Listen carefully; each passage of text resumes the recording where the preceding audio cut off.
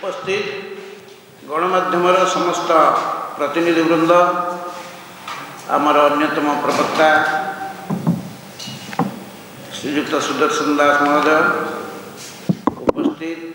नवनिर्माण संगठन में सक्रिय भाव में काम करुथिबा कांग्रेस दलर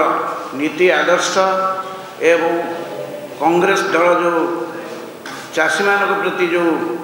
अन्याय करा से संपर्क में लड़ाई करने उपस्थित थिबा दुई जन बंधु, मु दुईटी प्रसंग आपण मान पाखरे उपस्थापित करी। प्रथम प्रसंगटी है जलसेचन, द्वितीय प्रसंगटी है शीतल भंडार। आपण माने समस्ते जानिछंती चाष पाई जल अत्यंत जरूरी। राज्य यही 25 वर्ष भितर जलसेचन व्यवस्था अत्यंत नैराश्यजनक। जलाभाव जो फसल हानि जो चाषी आत्महत्या करने को पड़ू। चाषी आत्महत्या राज्य में पाखापाखि 10,000 ऊर्ध्व टपिला। मुख्यमंत्री नीरव द्रष्टा पूर्व निर्वाचन रे प्रतिश्रुति देइछंती, सरकार को आसला बेले 2008 रे निर्भर प्रतिश्रुति देइछंती। ओडिशा रे जो 314 ब्लॉक अच्छी प्रति ब्लॉक स्तर में 35% जलसेचन व्यवस्था करा। आज को ब्लॉक रे केते प्रतिशत जलसेचन करा जाइछि तार एक श्वेतपत्र प्रकाश करने कांग्रेस दल तरफ आम दाबी करूँ।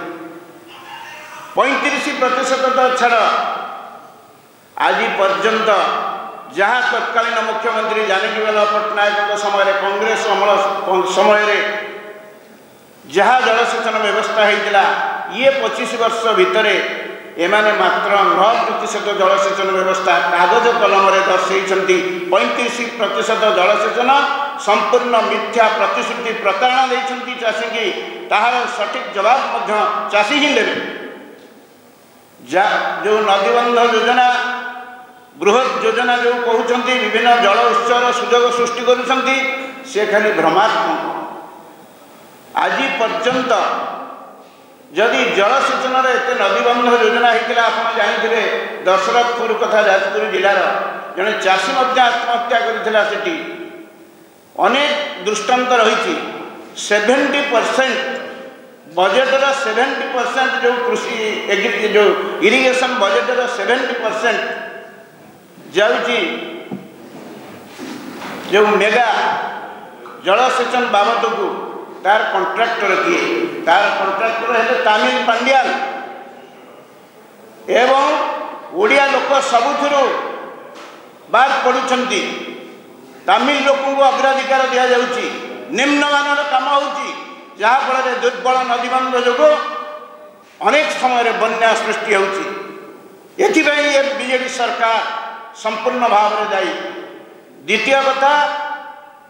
पनीपरिबा संरक्षण करने अत्यंत पक्षे शीतल भंडार आवश्यकता रही।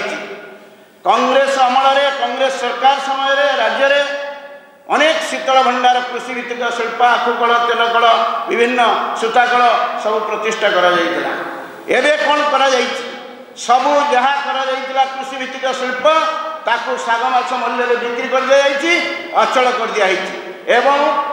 गोटे हेले शीतल भंडार कार्यक्षम करूना। राज्य सरकार कही 146 शीतल भंडार करेंगे आलू मिशन योजना रे 3 वर्ष धरी। कुआड़ गला से शीतल भंडार? राज्य में वर्तमान केवल 2टी शीतल भंडार कार्यक्षम एवं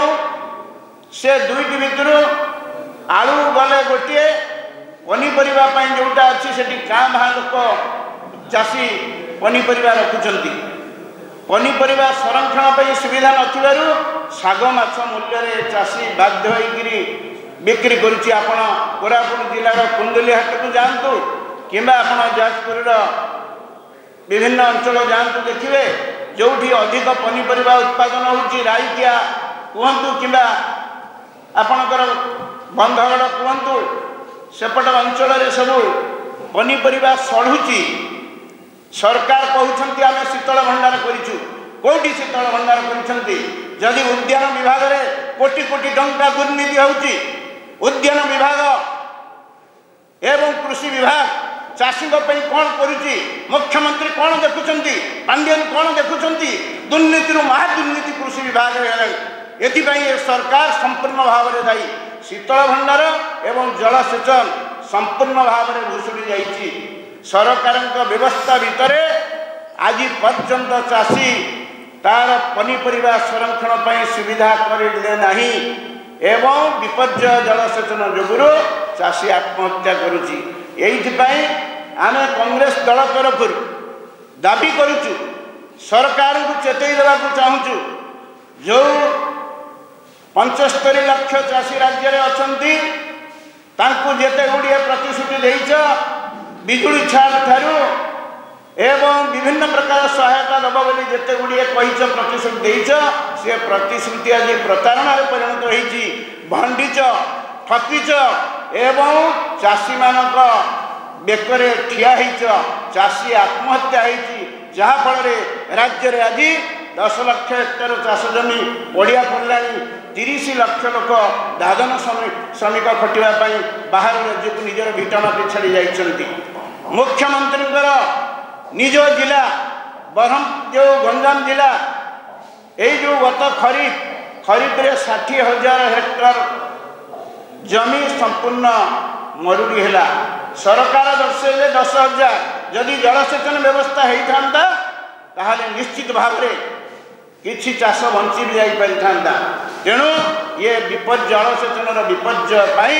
नवीन पट्टनायक पांड्यान दायी शीतल भंडार नथिबा हेतु शीतल भंडार ना जो कोटी कोटी टंका हड़प चली रायगड़ा में 20 कोटी टंकार गोटे शीतल भंडार हवा व्यवस्था थिला कहतु सी शीतल भंडार कौ अवस्था रही शीतल 42 मौजार अंचल लोकंर पनीपरिया उत्पादन करती कौटी रहीटा एवं राइकिया अंचल कंधमाल जिले में जो भली भाव में पनीपरिया होती से कौटी रहीटा तेणु मोटामोटी भाव में ये सरकार मिथ्याबाजी सरकार प्रतारणा देइछंती प्रतिश्रुति गोटे पालन करना आगामी दिन में ये सरकार को आमे कहीं साधारण चाषी माने गाँ गंडारे जी रही चाषी माने ही तार सठिक जवाब देवे। धन्यवाद। एटा जो हिसाब दौची से हिसाब होची 2023-24 पाई 2023-24 रे सरकार जो घोषणा करचंती जो मैनुअल रे जहाँ कही ताकू आमे कैलकुलेशन करिकी आमे बाहर करिचु जे प्रति वर्ष जेतेबेले से 1879 कोटी टंका दौचंती कालिया योजना रे चाषी मानकू लुटुचंती चाषी मानक पाखुरु 5,877 कोटी टंका केवल धान मंडी आउ गोटे कथा मुझे कही देखा चाहे आपण यदि देखिबे ए राज्यर भाग्य चाषी मानकर भाग्य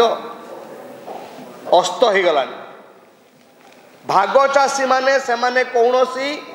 सहायता सहयोग ए सरकार पाखरु पाऊ नांती साबत पुओ होइचंती से माने जो माने भाग चाषी मानकर संख्या पाखापाखि 64%